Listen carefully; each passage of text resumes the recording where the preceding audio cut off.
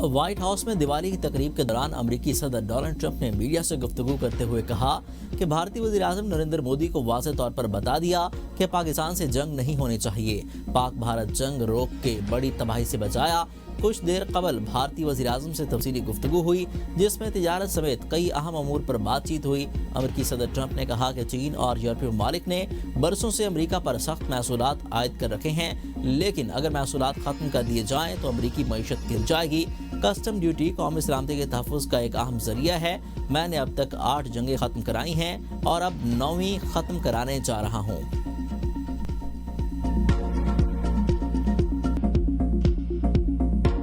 پاک افغان امن معاہدے کے بعد بڑی پیش رفت، پاکستان کا اعلیٰ سطح کا وفد کابل پہنچ گیا۔ وفد میں وزارت داخلہ، متعلقہ حکام اور تکنیکی ماہرین شامل۔ وفد کا دورہ ویزا نظام میں بہتری کے لیے کیا گیا۔ پاکستانی وفد کابل میں سفارت خانے کے ویزا سسٹم کا جائزہ لے گا۔ وفد کی سرگرمیاں زیادہ تر پاکستانی سفارت خانے تک محدود ہیں۔ افغان طالبان سے کوئی باضابطہ ملاقات شیڈول نہیں۔ پاک افغان تجارتی گزرگاہ جلد کھلنے کا امکان۔ یمن میں باوِ دوستی سے افغانستان میں پھنسے ٹرک واپس لوٹنے لگے۔ افغانستان میں مال اتار کر واپس پہنچنے والی گاڑیوں کی تعداد 500 سے زیادہ ہے۔ پاکستان میں غیر قانونی طور پر مقیم 2000 سے زائد افغان باشندوں کو بھی افغانستان منتقل کر دیا گیا۔ طور قم اور باوِ دوستی سمیت پاک افغان تمام سرحدوں پر تجارت اور پیدل آمد و رفت 10 روز سے معطل۔ بندش سے دونوں طرف ویزا، پاسپورٹ، ٹریولنگ کرنے والوں کی تعداد پھنسی ہوئی ہے۔ بھارتی اسپانسر دہشت گرد بلوچستان کی ترقی کے دشمن ہیں۔ بلوچستان پاکستان کا فخر، مفادات سے بالاتر ہو کر کام کرنا ہوگا۔ یہی عوام اس کی اصل طاقت اور دولت ہیں۔ فیلڈ مارشل سید آصم منیر کا GSQ میں 17ویں نیشنل ورکشاپ سے خطاب۔ کہا پاکستان خطے میں امن و استحکام کا خواہاں ہے۔ اپنی علاقائی سالمیت پر کسی بھی حملے کا بھرپور جواب دیا جائے گا۔ دہشت گرد بلوچستان میں عوام دشمن اور ترقی مخالف ایجنڈا پھیلا رہے ہیں تاکہ صوبے میں بدامنی اور انتشار پیدا کیا جا سکے۔ ایسے تمام دہشت گردوں کے خلاف بھرپور کارروائیاں جاری ہیں۔ صوبے کو اس لعنت سے مکمل طور پر پاک کیا جائے گا۔ انہوں نے اس بات پر بھی زور دیا کہ صوبے کی بے پناہ معاشی صلاحیت کو عوام کی بہتری کے بروئے کار لایا جائے۔ پائیدار ترقی اور خوشحالی کے لیے نوجوان نسل کا کردار کلیدی حیثیت رکھتا ہے۔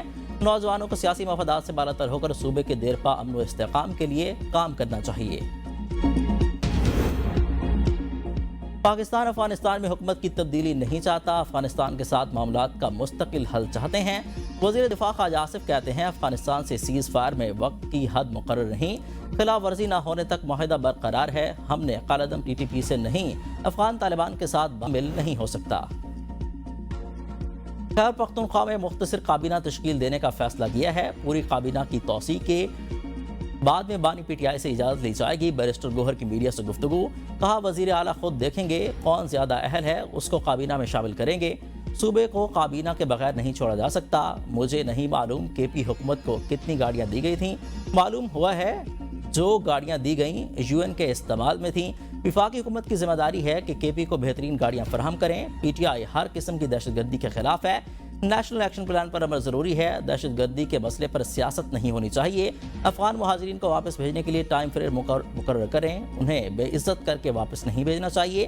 ہم چاہتے ہیں یہ لوگ واپس جا کر ہمارے لیے خطرہ نہ بنیں۔ پاکستان کے خلاف افغانستان سمیت کوئی بھی زمین استعمال نہیں ہونی چاہیے۔ وزیر اعلیٰ KP کے وزیر اعظم کے بلائے گئے اجلاس میں عدم شرکت کو ایشو نہ بنائیں۔ وزیر اعلیٰ خیبر پختونخوا پر ظاہر کیے گئے شکوک و شبہات جواز نہیں ہے۔ اسلام آباد پر چڑھائی کرنے والے دستے کی سربراہی سہیل آفریدی نے کی۔ وزیر اعظم کے معاون خصوصی رانا ثناء اللہ کہتے ہیں گاڑیاں سیاسی پوائنٹ سکورنگ کے لیے رد کرنا درست نہیں، معاملہ کشیدگی میں نہیں بدلنا چاہتی ہے۔ TLP یا کسی بھی جماعت کے متشدد عناصر کے خلاف کارروائی ضروری ہے۔ تشدد کرنے والوں کو کسی صورت برداشت نہیں کیا جائے گا۔ آئینی ترمیم پارلیمنٹ کا اختیار ہے، سپریم کورٹ کا نہیں۔ سپریم کورٹ کو آئینی ترمیم قلعدم قرار دینے کا اختیار نہیں۔ 27ویں ترمیم اگر ہوئی تو پارلیمنٹ ہی کرے گی۔ ملک میں مہنگائی کا طوفان، ٹماٹر کے بعد چینی مہنگی۔ ملک بھر میں چینی کی قیمتوں میں نمایاں اضافہ، ایک ماہ کے دوران فی کلو 45 روپے تک مہنگی۔ فیصل آباد میں قیمت میں سب سے بڑا فرق ریکارڈ 185 سے بڑھ کر 230 روپے فی کلو تک جا پہنچی۔ اور راولپنڈی اسلام آباد میں 190 روپے فی کلو تک فروخت، پشاور میں 195، لاہور اور کراچی میں 200 روپے فی کلو تک جا پہنچی۔ عوام پریشان، مافیا کی چاندی، حکومت نے چپ سادھ لی۔ مدارس اور مساجد کے امور میں حکومت کوئی دخل نہیں دے گی، وزیر داخلہ کی علماء اہل سنت کو یقین دہانی۔ وزیر داخلہ محسن نقوی کی مفتی منیب الرحمان کی سربراہی میں علماء سے ملاقات میں ماضی قریب میں رونما ہونے والے واقعات پر تفصیلی گفتگو کی گئی۔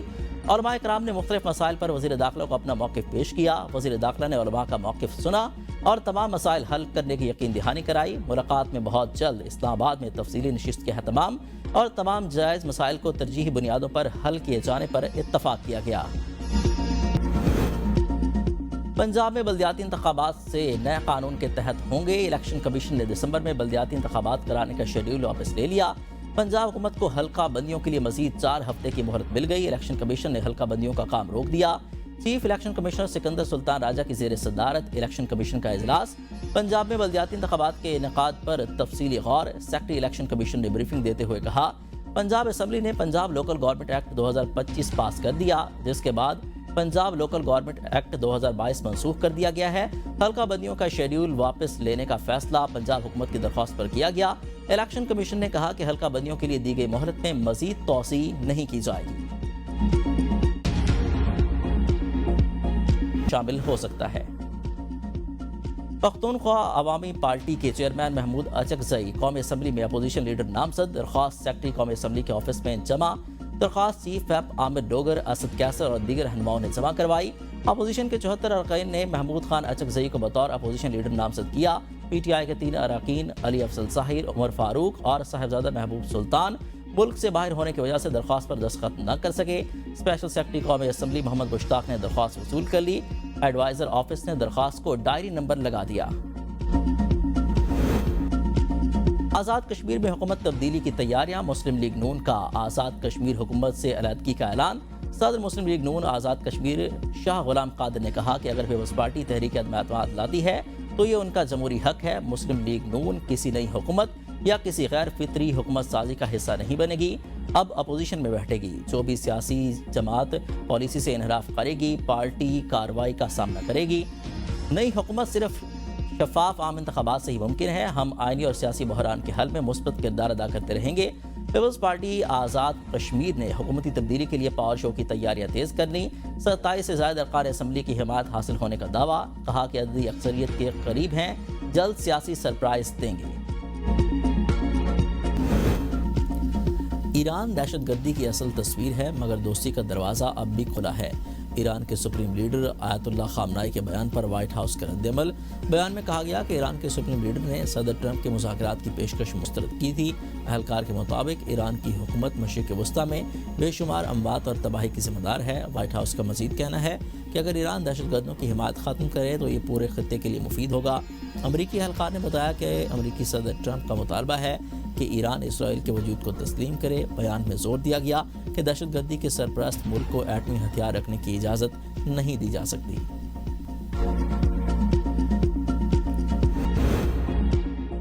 راولپنڈی، اسلام آباد اور پشاور سمیت مختلف شہروں میں زلزلے کے شدید جھٹکے، شدت 5.3، گہرائی 234 کلومیٹر زیر زمین تھی۔ زلزلے کا مرکز کوہ ہندوکش افغانستان تھا۔